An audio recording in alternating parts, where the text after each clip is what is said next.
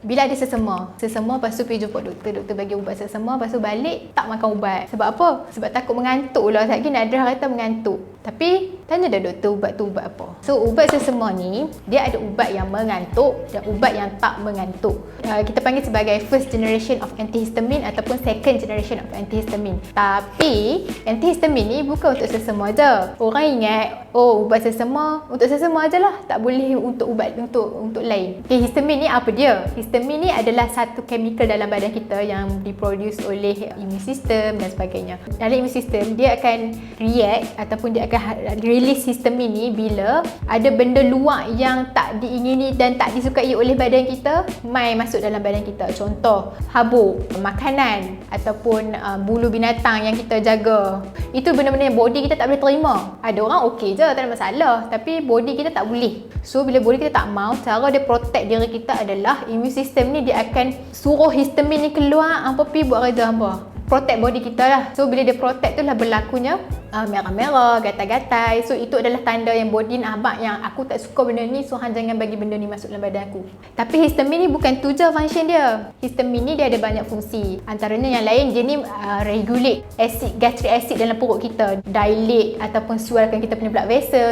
Fungsi dia banyak. Tapi yang jadi problemnya bila dia berlebihan. Apa yang kita buat adalah kita bagi antihistamine. Antihistamine ni basically untuk kita nak kurangkan balik lah histamine tu. Kita nak balancekan balik. Antihistamine ni dia ada banyak jenis. Dia ada H1 blocker, dia ada H2 blocker. So H1 blocker ni adalah satu ubat yang kita usually guna untuk allergic. So allergic ni dia boleh jadi kita jadi gatal-gatal, ataupun kita kena gigit dengan nyamuk, kita kena gigit dengan semut, ataupun kita punya hidung berayak, hidung tersumbat. Itu semua considered as symptom of allergic lah. Saudara H1 blocker ni dia ada pula pecahan dia. Dia ada first generation, dia ada second generation. So yang first generation ni lah yang menyebabkan orang yang makan dia mengantuk.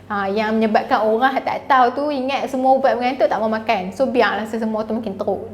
First generation of antihistamine dia bagi mengantuk sebab dia ni boleh masuk ke dalam otak kita. Sebab otak kita ni dia ada barrier tau. Ada benda yang boleh masuk, ada benda yang tak boleh masuk. Antihistamine yang first generation ni dia boleh masuk. Sebab itulah bila dia masuk dalam kita punya otak, kita akan rasa mengantuk, pening, loyang macam tu. Itu side effect dia lah. Kalau yang second generation ni dia tak boleh masuk dalam otak kita. So bila dia tak boleh masuk dalam otak, kita takkan rasa mengantuk lah. So kalau pergi kat doktor ataupun dekat farmasis, pergi farmasis, saya nak ubat sesama yang tak mengantuk. Tapi saya sesama, lepas tu saya ada gatal-gatal, merah-merah, saya tak tahu lepas saya apa, boleh juga ke? Boleh. Antihistamine bukan untuk sesama sahaja, tapi boleh juga untuk gatal-gatal, untuk alergi, semua boleh. So histamine ni selain fungsi untuk nak protect kita daripada allergen, dia juga berfungsi untuk nak secrete gastric acid dalam perut kita. So kita perlukan gastric acid dalam perut kita untuk kita nak hadam makanan. So histamine ni bila dia berlebihan, dia akan secrete banyak asid. Sebab itulah bila terlalu banyak asid, kita boleh jadi gastrik, kita jadi GERD. GERD tu yang acid reflux tu.